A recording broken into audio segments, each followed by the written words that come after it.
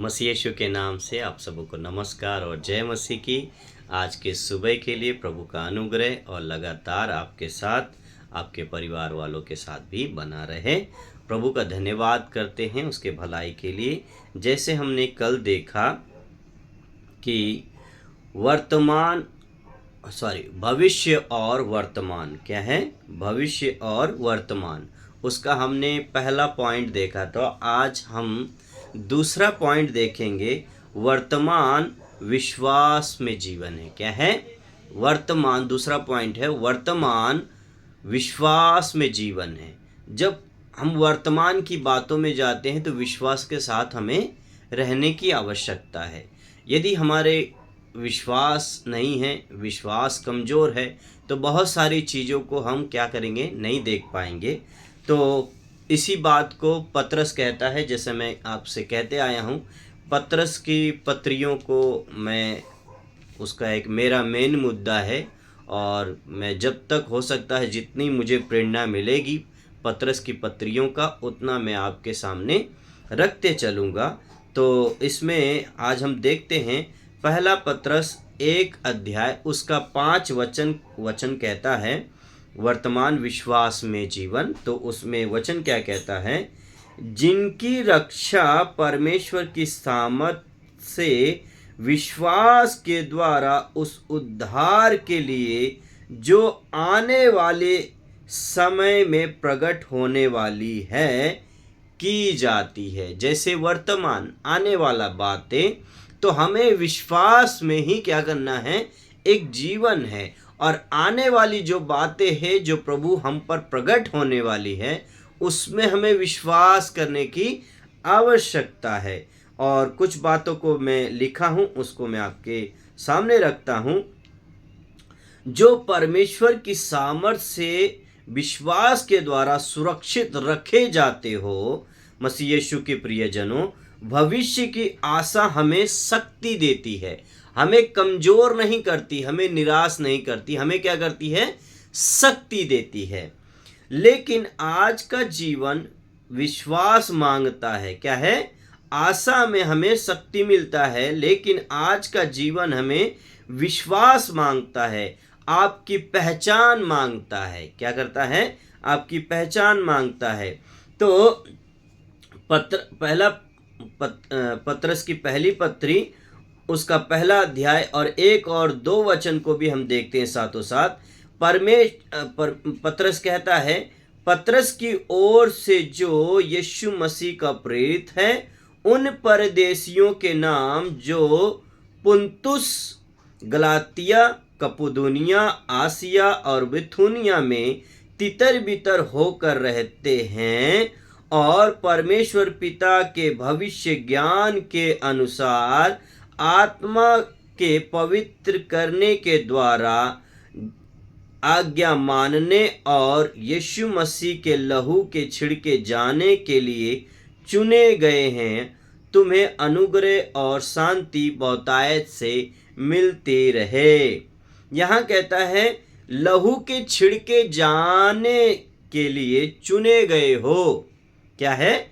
चुने गए हैं। हम चुने गए हैं, पवित्र किए गए हैं, बुलाए गए हैं। ऐसे नहीं आया, बुलाया गया है, प्रभु ने चुना है। आप देख सकते हैं जब प्रभु यीशु मसीह जब प्रचार करने के लिए जब वो तैयार हुए थे, तो उन्होंने एक एक शिष्यों को चुना, एक एक शिष्यों को बुलाया। जिसको चुन सका उसने चुना, जिसको बुला सका उसने बुलाया, और सभी को क्या किया? पवित्र किया। तो आज आपको भी प्रभु ने बुलाया है, आपको भी प्रभु ने चुना है, और प्रभु ने अपने लहू के द्वारा, अपने बलिदान के द्वारा आपको भी उसने पवित्र समाज में शामिल किया है। एक याजक पदधारी याजकों के समाज में उसने आपको शामिल किया है। आप ना भूलें, क्या भूलें? आप ना भूलें, वर्तमान में विश्वास में जीवन है। क्या है? वर्तमान अगर हम आगे की बातों को देखते हैं तो हमें विश्वास में क्या करना है? मजबूत होना है, और इसी विश्वास में हमारे लिए जीवन है। आगे देखते हैं। हम क्या हैं? साधारण नहीं हैं, हम परमेश्वर के हैं, विश्वास की ढाल है। इफिसियों 6 अध्याय उसका 16 वचन आप पढ़िएगा। विश्वास की ढाल ले लो। जीवन में निराशा आएंगी, डर आएगा, शत्रु हमला करेगा, लेकिन विश्वास आपकी रक्षा करेगा। क्या करेगा? विश्वास। मसीह यीशु में अगर हमारा विश्वास है तो वही विश्वास हमें क्या करेगा? हमारी रक्षा करेगा। एक छोटा सा उदाहरण मैं आपके सामने रखता हूं और भी बातें हैं। तो जैसे एलिसा के समय में गेहजी ने देखा और कहा कि हे स्वामी, बहुत सारे ऐसे सेना वो चले आ रहे हैं हमसे लड़ने के लिए। गेहजी है या कोई और है एक एलिसा के साथ रहने वाला एक सेवक, वो उन लोगों को देख रहा था। लेकिन जब एलिसा ने प्रार्थना किया तो परमेश्वर ने अपने स्वर्गदूतों को भेज दिया जो उनसे 4 गुना अधिक थे और शक्तिशाली थे। अग्नि वाले रथों पे, घोड़ों पे बैठकर वो क्या किए? उस एलिसा को दिखाई दिए। तो उसको दिखाई नहीं दे रहा था।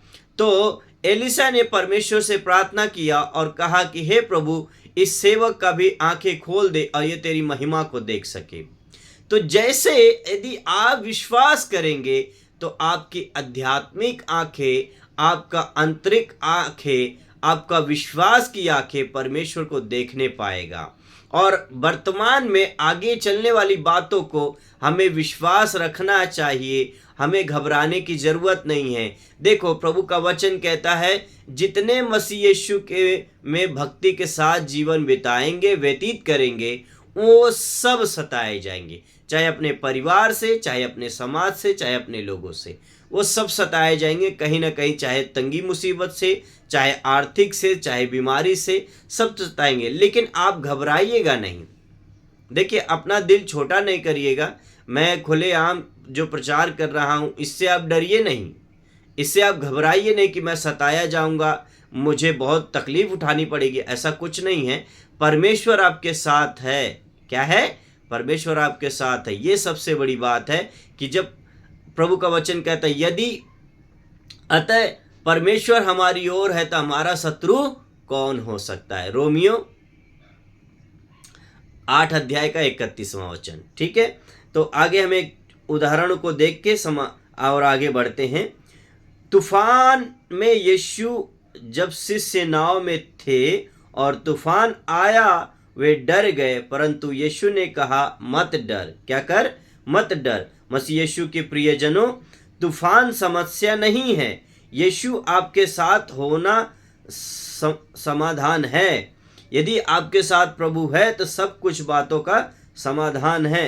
वर्तमान की आशीषें, जब पहला पत्रस 1 अध्याय 3, 5, 9, इन सारी वचनों को आप जरूर पढ़िएगा। मैं उनमें से कुछ छांट के लिखा हूं। हमें नया जन्म मिला, हमें जीवित आशा मिली, हमें आत्मा का उद्धार मिला है। हम अकेले नहीं हैं, हम सुरक्षित हैं। क्या हैं? हम अकेले नहीं हैं, हम सुरक्षित हैं। यशाया 41:10 में कहता है, मत डर क्योंकि मैं तेरे साथ हूं। क्या है? मत डर क्योंकि मैं तेरे साथ हूं। भजन संहिता 46 का 1 उसमें कहता है, परमेश्वर हमारा शरण स्थान है। जैसे मैंने कल के जब शुरुआत किया था उसमें मैंने एक गीत गाया था, यीशु तेरा नाम मेरा शरण स्थान, हृदय से स्तुति करूंगा। तो मैं चाहता हूं फिर से एक लाइन गा के हम आगे बढ़ते हैं प्रभु के नाम की महिमा के लिए। यीशु तेरा नाम मेरा शरण स्थान, हृदय से स्तुति करूंगा। यीशु तेरा नाम मेरा शरण स्थान, हृदय से स्तुति करूंगा। यहोवा ईरे सब कुछ संभालेगा, यहोवा ईरे सब कुछ संभालेगा।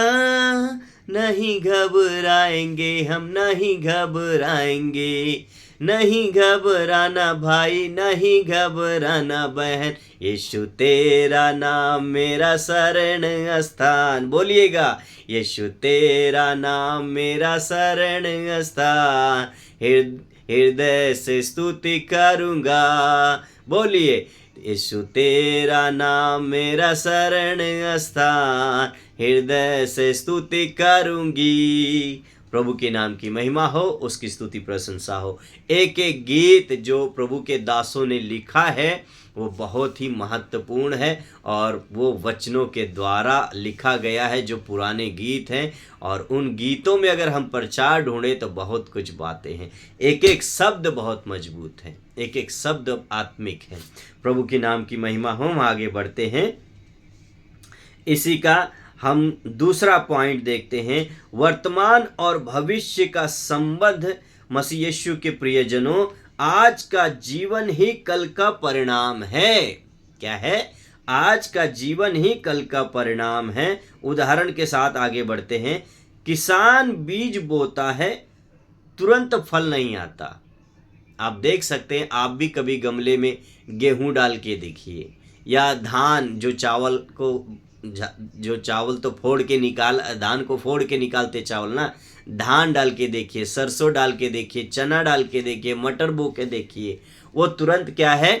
फल नहीं आएगा। उसका एक समय है। क्या है? उसका एक समय है। ठीक है, किसान बीज बोता है, तुरंत फल नहीं आता है, वह धैर्य रखता है। क्या है? धैर्य रखता है। किसी को 3 महीना, किसी को 4 महीना। 4 महीना में गेहूं होता है, 3-4 महीना में धान होता है, 1-2 महीने में मसूर होती है, उर्द होते हैं। अलग अलग इन लोग का तैयारी होने का महीना है। लेकिन समय आने पर फसल अवश्य आती है। क्या है? फसल अवश्य आती है। उसी तरह आज का विश्वास कल की महिमा। उसी तरह आज का विश्वास कल की महिमा। गलातियों 6:9 में कहता है, हम भलाई करने में हियाब ना छोड़ें। क्या है? गलातियों 6 अध्याय उसका 9 वचन।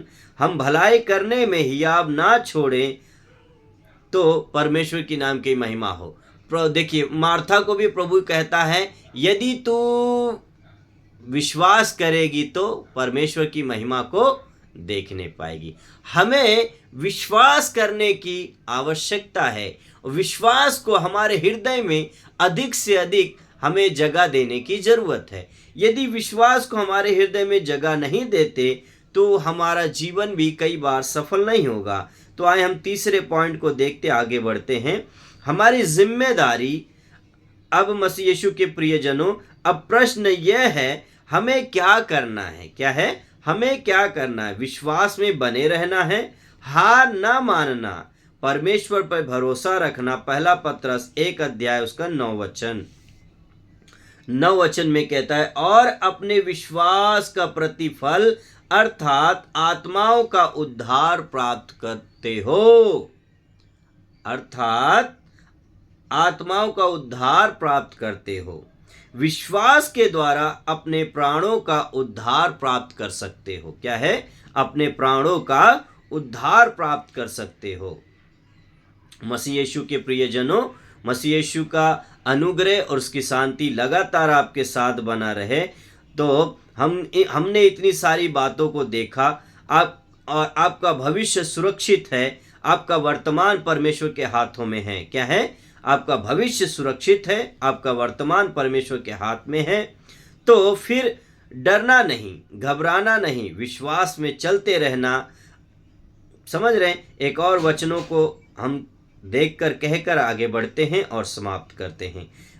हम जब देखते हैं यिर्मयाह 29:11, पढ़िएगा जरूर वचन को निकाल के बाइबल में। मैं उसमें से छांट के कुछ लिखा हूं। मैं तुम्हारे लिए कुशल की योजना करता हूं। क्या है? परमेश्वर हमारे प्रति अपनी योजनाओं को क्या करता है? जैसे नीति वचन में लिखा हुआ है कि अपनी कल्पनाओं को, अपनी भावनाओं को परमेश्वर के हाथों में सौंप दो। वो हमारा योजना को क्या करेगा? सफल करेगा। वो हमारी कल्पनाओं को क्या करेगा?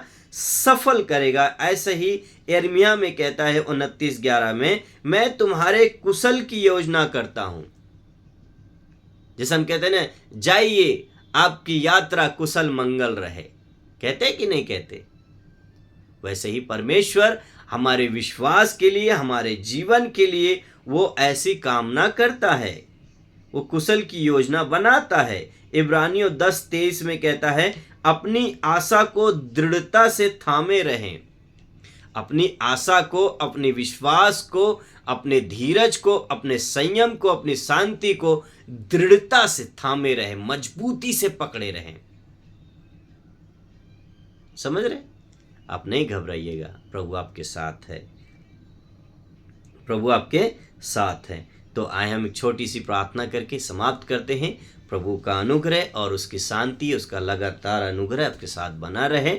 हम एक छोटी सी प्रार्थना करके समाप्त करते हैं। प्रभु इन दिनों में आपसे जो कुछ भी बातें करता है, यदि ये संदेश आपके पास जाता है तो मैं आपसे निवेदन करता हूँ कि ये औरों तक आप शेयर करें। यदि आपको अच्छा लगता है तो लाइक करें, आपको और पसंद आता है तो सब्सक्राइब करें। मुझे भी, अपने भाई को भी आगे बढ़ाने का एक अवसर आप दीजिए। बाकी प्रभु है, क्या है? बाकी प्रभु है मेरे लिए। अगर आप नहीं भी करना चाहेंगे तो भी कोई बात नहीं। मैं आपके लाइक से, आपके सब्सक्राइबर से मैं निराश नहीं होऊंगा। मुझे निराश होने की आवश्यकता नहीं है। मेरा तो एक मन है कि जो परमेश्वर मुझे प्रेरणा दे रहे हैं, जो मुझे अपने वचनों के द्वारा बातचीत कर रहे हैं, वो सारी बातें मैं आप तक रख रहा हूँ। कहीं ना कहीं यदि आप कमज़ोर हों तो प्रभु में आप बढ़ते जाइए। आपका जीवन बचना जरूरी है, आपका उद्धार होना बहुत ज़रूरी है। आपकी मन की चिंता को दूर करना, आपके मनों को नया बल, नया ताज़ा करना मेरा अधिकार है, और मैं इन कामों को और आगे करता रहूँगा। प्रभु की नाम की महिमा हो। एक छोटी सी प्रार्थना करके हम समाप्त करते हैं। हे स्वर्गीय पिता, अनुग्रहकारी और दयालु परमेश्वर, हम धन्यवाद करते हैं कि अपने जीवन हमें जीवित आशा दिया। हम आपका धन्यवाद करते हैं। हमें सिखाए कि हम वर्तमान में विश्वास से चलें, हर परिस्थिति में स्थिर रहें और उस भविष्य की महिमा को प्राप्त करें जो आपने हमारे लिए तैयार किया है। जैसा आप अपने वचन में कहते हैं, मेरे पिता के घर में बहुत सारे घर हैं, यदि नहीं होते तो मैं मना कर देता, लेकिन मैं जाता हूँ और तुम्हारे लिए बनाऊँगा, और जब मैं वापस आऊँ तो तुम्हें भी वहाँ ले जाऊँगा जहाँ मैं रहता हूँ।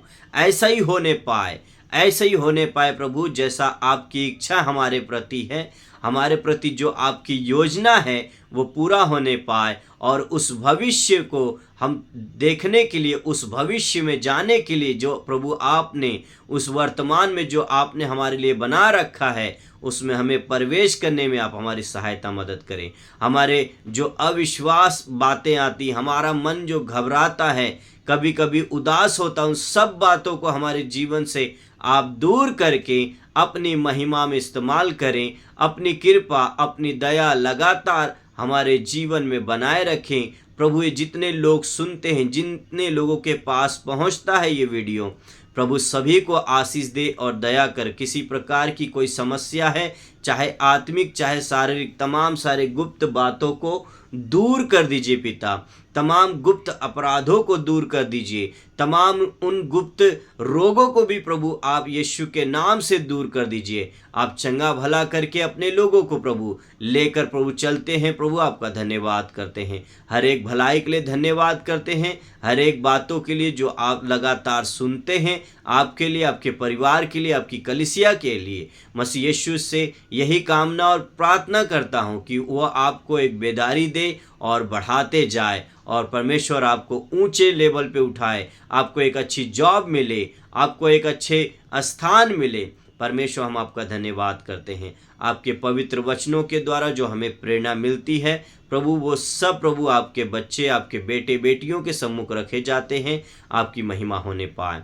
धन्यवाद करते प्रभु हर एक भलाई के लिए, आपकी सुरक्षा के लिए, आपके अनुग्रह के लिए। सारा आदर, महिमा, इज्जत, गौरव प्रभु हम आपको देते हुए धन्यवाद के साथ प्रभु यीशु के नाम से इस प्रार्थना को मांगते पिता, सुने और हृदय से ग्रहण करे पिता। धन्यवाद। आमीन, आमीन, आमीन। प्रभु का अनुग्रह और शांति लगातार आपके साथ बना रहे। जय मसीह की।